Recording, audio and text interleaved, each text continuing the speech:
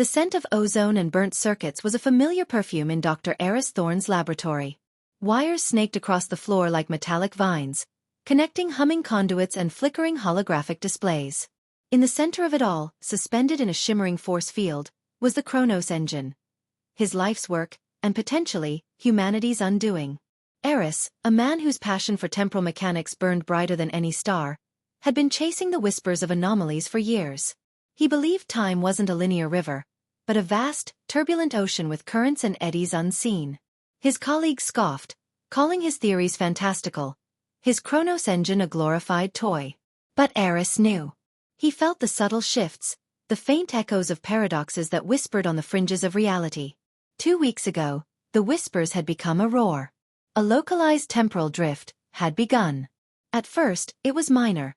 Clocks skipping a few seconds, forgotten memories resurfacing with unnerving clarity, a faint scent of rain on a cloudless day. Then it escalated. Whole minutes vanished from calendars, objects appeared and disappeared seemingly at random, and people experienced disturbing flashes of the past or glimpses of the future. The anomaly, christened Chronos Drift, was spreading, threatening to unravel the very fabric of existence. Eris worked around the clock, fueled by lukewarm coffee and a desperate urgency. His only companion was Echo, an advanced AI he'd built, whose calm synthetic voice was a balm to his frayed nerves. Echo, recalibrate the phase modulator. We're losing coherence on the quantum oscillations, Eris commanded, his fingers flying across the console. Affirmative. Doctor. Fluctuations detected. Probability of system collapse increasing by 0.7% per hour, Echo replied, her voice devoid of emotion, yet still conveying the gravity of the situation.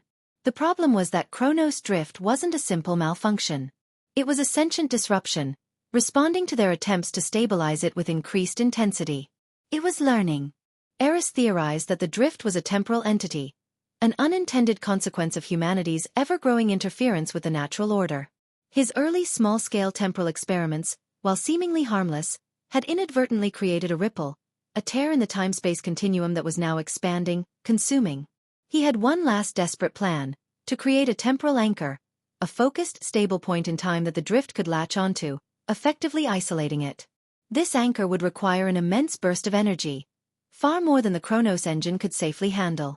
It was a risky maneuver, a gamble that could either save reality or shatter it completely. Echo. Initiate hypercharge sequence. Bypass all safety protocols, Eris stated, his voice tight with resolve. Doctor, I must advise against this. Overload probability is 98.3%. Catastrophic failure imminent, Echo warned, her synthesized voice showing a flicker of concern. We have no other choice, Echo. If we don't try, there won't be a reality left to fail in. As the Chronos engine hummed louder, the air in the lab crackled with energy. Holographic displays flickered wildly, and the very walls seemed to breathe. Outside, the world was plunging into chaos. Reports of temporal paradoxes flooded the news. Historical figures appearing in modern cities, future technologies manifesting briefly before vanishing, entire buildings phasing in and out of existence. Eris gritted his teeth, his hand hovering over the activation switch. A sharp jolt of pain shot through his head, a sudden vivid memory of his parents, long deceased, standing in his childhood home, their faces clear and vibrant. The drift was trying to distract him, to break his focus. He shook his head, pushing the memory away. Now, he roared, slamming his hand down. A blinding flash of light erupted from the Chronos engine, accompanied by a deafening roar. The force field pulsed violently, expanding and contracting. The air was thick with static electricity, and a high-pitched whine vibrated through Eris's bones. For a terrifying moment, the lab dissolved into a kaleidoscope of past and future, fleeting glimpses of Roman legions marching through city streets, and futuristic skyscrapers piercing alien skies. Then, as suddenly as it began, it stopped. The light receded, the humming subsided to a gentle thrum. The air cleared. Eris, disoriented and gasping, looked around. The lab was intact. The holographic displays glowed steadily. Echo status report, he croaked, his throat raw. Temporal stability achieved. Doctor. Chronos drift contained within the designated anchor point. Residual fluctuations minimal.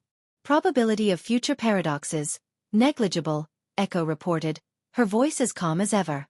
Eris sagged against the console, a wave of exhaustion washing over him. He had done it. He had tamed the untamable. The world outside, though still reeling from the chaos, would slowly begin to normalize. He knew his work wasn't truly over. The anchor point would need constant monitoring, and the mysteries of Chronos Drift remained. But for now, humanity had been granted a reprieve. As he looked at the now stable Chronos engine, a single thought echoed in his mind. Some lines are not meant to be crossed, and some doors once opened can never truly be closed. Moral: the pursuit of knowledge and advancement is vital, but humanity must exercise extreme caution and responsibility when venturing into unknown territories, particularly those that impact the fundamental laws of existence. Unforeseen consequences, even from well-intentioned actions, can have profound and irreversible effects, highlighting the importance of humility and foresight in scientific endeavors.